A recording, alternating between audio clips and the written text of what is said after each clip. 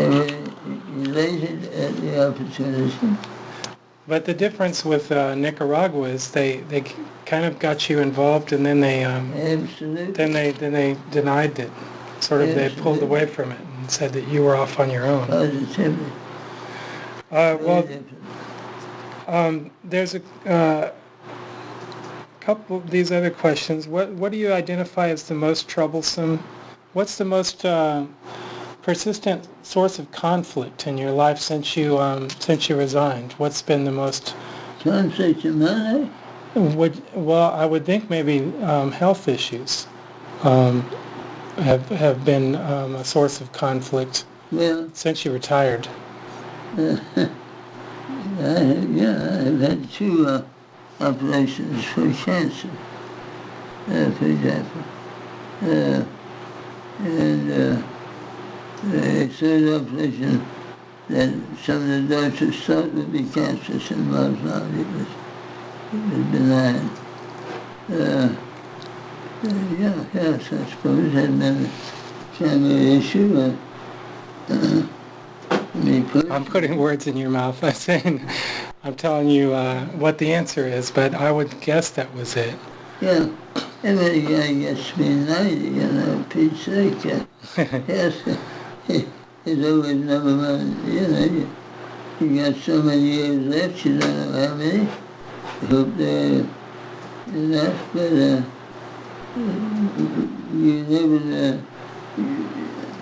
you'd be engaging in other pretense if you were to say that you were strong, as energetic as ever. Do you keep, Paul Bowler, I look at his paper, the Bowler papers, he was very conscious of all the type of food he ate. He'd write it down in his diary. Do you try to eat healthy, or have you tried to over the years, or has it just been good fortune that you've reached this age? Good fortune, but for the last 3.5 years, and I have had a tube planted in my abdomen. A colostomy? Or I have to take my meals liquid. Oh, you can't eat them at all? Can't chew them treatment. Oh, okay. Worn out the muscles and the reflex. Well, this is definitely something that you don't have in book form or in the papers. No. But it's something about the person that makes me, like I said, you being able to cope with that. It gives me inspiration. Not much choice. Yeah. Well, I think a lot of people don't cope. They don't try to. They just sort of give up. My mother had cancer treatment here, and she's a sweet lady, but some days she gives up. She just stays in bed.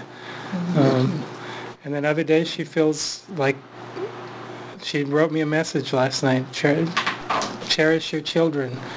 And she said, I didn't always do that myself. I'm going to go to my grave with that. And I thought, well, you weren't a bad mother at all. But how old is your mother? She's born in 51, so I guess it's 63, 4. Yeah. And she really came out of the cancer treatment well. They took a skin graft and put that there, and then maybe a week later she looked pretty much healed. Yeah. So I think the worst part of that was just being exhausted from having it there before the treatment. But she's gone through, had troubles with alcohol in the 80s, so she kind of blames herself for, not being as what she feels she needed to be. Bless her heart. God love her. I'll play this for her. Bless you, yeah. I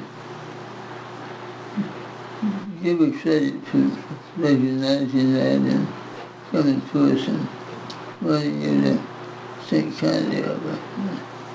And wanting you to pay attention to these children and so forth. That's wonderful.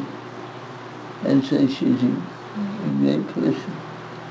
She is really, really sweet. The last question, I think, is why should, this is something I'd talk to my class about. Maybe I should do this a video if it's okay, because I wonder why should maturing adults set aside time to study American history? I'm limited in what I may be able to see on some TV screens. I am limited in the movies I can profitably attend, and accompanying the generation of my hearing, not quite as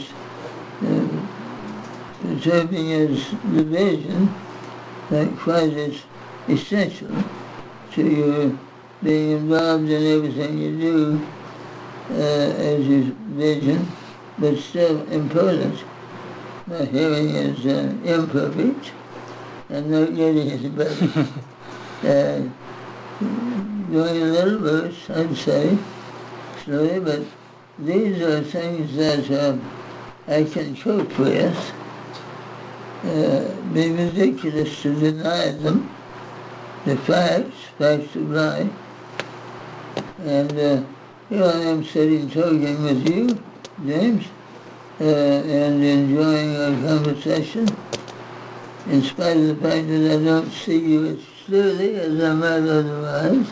Well, I feel like there's a brain in there that's working just as good as anybody else, a younger age. And well, it's like Helen Keller. Helen Keller couldn't see and hear everything she wanted to, but she was able to influence policy. Yes, she was. She sure was. Well, I've enjoyed listening. Well, thanks a lot. Thank you for coming back. And as I said, can I plan to come back and sit here and take pictures of that Reagan document? Yes, you may. I don't know how many pages it is, but you would be welcome to a copy of the document.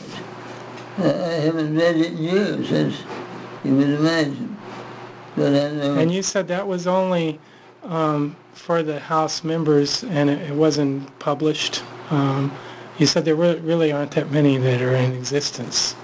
I don't know how many exist today. I don't think many members kept them, but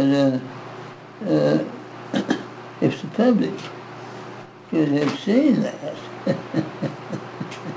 they wouldn't have voted for that. Ridiculous.